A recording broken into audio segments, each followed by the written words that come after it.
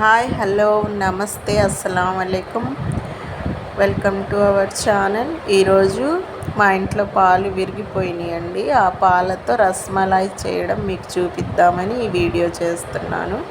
ఇదిగోండి బౌల్లో విరిగిపోయిన పాలు, అందులో లెమన్ జ్యూస్ యాడ్ చేస్తున్నాను 2 టేబుల్ స్పూన్స్. ఇదిగోండి ఇలా యాడ్ చేసేసి ఒక 5 మినిట్స్ పెట్టేశాను పక్కన. అవి బాగా విరిగిపోతాయి. అప్పుడు అలా విరిగిపోయిన దాన్ని ఇలా క్లాత్లో వేసి స్ట్రెయిన్ చేసేస్తున్నాను. ఇలా వడపోసి దాన్ని ఆ క్లాత్లోనే బాగా పిండేస్తే ఆ వాటర్ అంతా సపరేట్ అయిపోయిద్ది. ఆ పాలు, విరిగిన పాలు ఒక ముద్దలాగా ఫామ్ అయ్యిద్ది. నీరు అనేది అస్సలు లేకుండా స్ట్రెయిన్ చేసేయండి. బాగా మన బలమంతా చూపించి ఆ క్లాత్ని బాగా తిప్పేయాలి. అప్పుడు అదొక ముద్దలాగా వచ్చేసిద్ది. ఇదిగోండి దాన్ని ఇలా స్మాష్ చేసుకుందాం.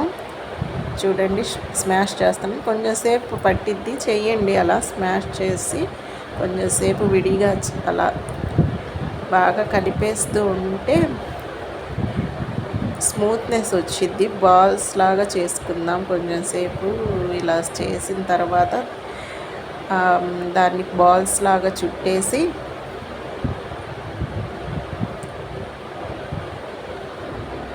ఇదిగోండి ఇలా బాల్స్ చేసేసాను. ఇప్పుడు దీన్ని షుగర్ వాటర్లో వేసి ఉడికిద్దాం. ఇదిగోండి షుగర్ తీసుకున్నాను. షుగర్ తీసుకొని దాన్ని కుక్కర్లో వేద్దాం. కుక్కర్లోనే 2 విజిల్స్లో ఉడికిద్దండి. అందుకని నేను కుక్కర్ తీసుకొని చూపిస్తున్నాను. Easy process. ఇదిగోండి షుగర్ అందులో వేసేసాను. కుక్కర్లో ఒక గ్లాస్ వాటర్ వేస్తున్నాను. అందులో స్టవ్ ఆన్ చేసి కుక్కర్ దాని మీద పెట్టేసి కొంచెం పంచదార కరిగితే చాలు. జస్ట్ కరగంగానే అందులో కొంచెం ఇలాచీ పౌడర్ వేసేసి ఆ వాటర్లో ఈ బౌల్స్ని వదిలేద్దాం. అలా వదిలేసి కుక్కర్ మూత పెట్టి ఒక 2-3 విజిల్స్ రానిస్తే చాలు. అయిపోయినట్టే మన రస్మలాయ్. ఇదిగోండి బౌల్స్ వేస్తున్నాను. అందులో వేస్తున్నాను. ఇలా వేసేసి ఒకదానికి ఒకటి కొంచెం దూరం ఉంటేనే బాగుంటుందని నేను అలా పక్కన కాకుండా కొంచెం విడిగా వేస్తున్నాను.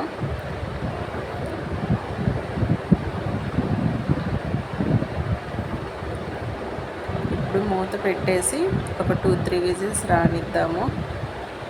2-3 విజిల్స్ రాగానే దింపేసి మనం వేరే సర్వింగ్ బౌల్లోకి తీసేసుకుంటే సరిపోయిద్ది. ఇదిగోండి తీసేసాను. రెసిపీ కనుక నచ్చితే లైక్ చేయండి, షేర్ చేయండి, సబ్స్క్రైబ్ చేయండి. మా ఛానల్ని సపోర్ట్ చేయండి. Thank you.